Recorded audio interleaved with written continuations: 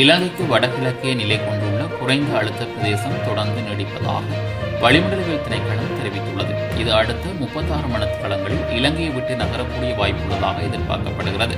இதனால் மேல் சப்ரகமு, மத்திய, வடமேல் மற்றும் வட மாகாணங்களிலும், அனுராதபுரம், காலி மற்றும் மாத்திரை மாவட்டங்களிலும் அவ்வப்போது மழை அல்லது இடியுடன் கூடிய மழை பெய்யக்கூடும். மேல் சப்ரகமு மற்றும் வடமேல் மாகாணங்களின் சில இடங்களில் சுமார் 150 மில்லிமீட்டர் அளவான மிக பலத்த மழை பெய்யக்கூடும். அத்துடன் காலி மற்றும் மாத்திரை மாவட்டங்களின் சில இடங்களில் 100 மில்லிமீட்டருக்கும் அதிகமான பலத்த மழை பெய்யக்கூடும்.